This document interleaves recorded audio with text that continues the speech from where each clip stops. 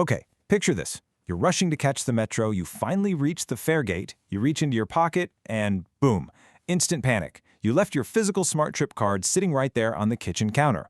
Honestly, we've all been there, right? But what if I told you that you could ditch that piece of plastic forever?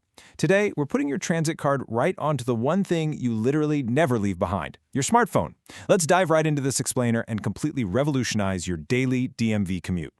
Now, real quick before we jump in, transit tech moves pretty fast. Mobile wallet features, device requirements, and transit policies, well, they do evolve over time.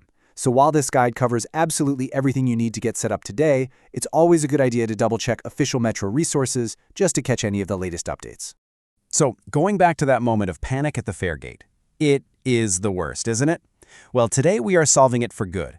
By moving your Smartrip card directly onto your phone, you're not just avoiding a forgotten card, you're actually unlocking a much faster, far more convenient way to pay for your commute right from your pocket. Here's the roadmap for this explainer. Welcome to Digital Transit, setting up your phone, writing and managing funds, security and account protection, an expert troubleshooting guide, and we'll wrap up with FAQs and pro tips. Let's get to it. Section 1. Welcome to Digital Transit, understanding the DMV's mobile fare ecosystem. Now you might be wondering, hey, why can't I just tap my regular credit card? And, well, you actually can. That's called an open-loop system, or Tap Ride Go. Think of it kind of like paying a standard toll. You just tap and pay the base price. But here's the catch. If you use a regular credit card, you are paying the full fare every single time. No free bus transfers, no employer smart benefits, no discounted passes. On the flip side, the closed-loop mobile Smartrip card, that's your VIP pass. It's a dedicated digital wallet card that genuinely saves you money by unlocking all those specific transit perks.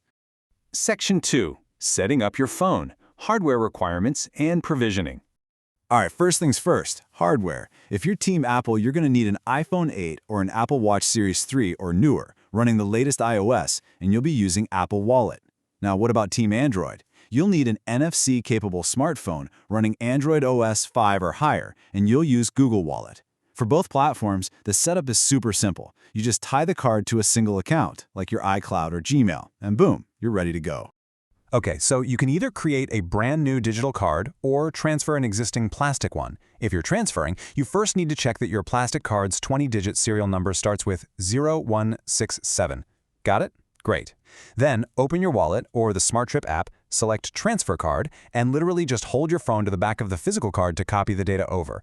But listen closely because this is a really crucial point. Transferring a plastic card to your phone is a permanent one-way street. Once you migrate it, that old plastic card's internal chip is completely dead. It's never going to work again, so you can safely toss it right in the trash. Section 3. Writing and managing funds, tapping in and loading value.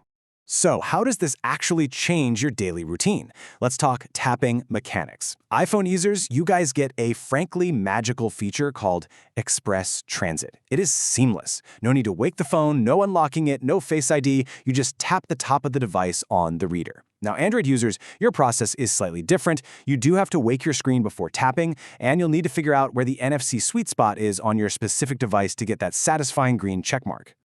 Now, this next detail is huge. It's so important to understand when your money actually becomes available. Always, always buy your passes or add value directly through the mobile wallet or the Smartrip companion app. Why? Because it's instant. You can literally add funds while walking down the station stairs. But if you use the online web portal instead, you're looking at a serious delay, up to 4 hours for rail stations and a massive 2 days for buses. Nobody has time for that. If you want to completely eliminate farebox anxiety, do yourself a favor and set up the auto reload feature in the app. It's basically magic. You can set your stored value to automatically reload from your saved credit card the second your balance drops below $10.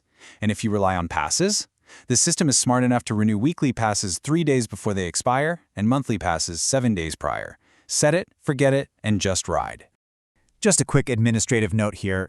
$300 is the absolute maximum stored cash value you can hold on a single digital Smartrip card at any given time. So if you're managing expenses for a longer period or dumping transit benefits into the account, definitely keep that cap in mind so your loads don't accidentally get rejected. Section 4. Security and Account Protection, Safeguarding Your Digital Transit Assets. Okay, if you have a long commute, you really need to pay attention to this stark contrast. What happens if your phone battery completely dies while you're traveling? Well, newer iPhones feature Power Reserve, which actually lets you tap your way through a gate for up to 5 hours after the battery hits zero. It's a lifesaver. Android devices, however, they do not have this. If your Android phone is dead, it cannot power the NFC chip, meaning you simply cannot ride, period. Honestly, if you take one thing away from this whole explainer, let it be this: register your card online. If you lose your phone, registration is literally the only way to freeze and recover your funds. iPhone users can lock things down via iCloud's Lost Mode, while Android users will need to call support to initiate a fund balance transfer. And yeah, there is a standard $2 fee deducted when transferring that balance to a new card, but hey, that is a very small price to pay to get your commuting funds back. Section 5. Expert Troubleshooting Guide, Solving Common Faregate Frustrations. Even the best tech has its hiccups, right? So here are some pro tips for a smooth tap. If you get a red exclamation mark and a "something went wrong" error, it's usually physical interference. You've got to ditch the thick metal or wallet-style phone case that's blocking the NFC signal. Also, make sure you hold the phone completely still, face up, about 2 to 3 inches away from the reader. Oh, and remember, every single commuter needs their own device. The system strictly prohibits multi-tapping one phone to pay for a whole group of people. No cutting corners. Upgrading your Android phone soon? Listen up. You absolutely must execute this park and remove protocol first. Because a digital card can only exist on one active device at a time, you have to actively remove your virtual Smartrip card from your old phone before you try logging in on the new one. If you skip this step, your Smartrip card gets permanently locked to the old device and you'll be spending your afternoon on the phone with customer support. Section 6, FAQs and Pro Tips, addressing specialized rider questions. Now, for the university students out there, migrating your UPass to your iPhone is an absolute game changer. During setup, you just enter your school-provided date of birth and phone number and you're good to go.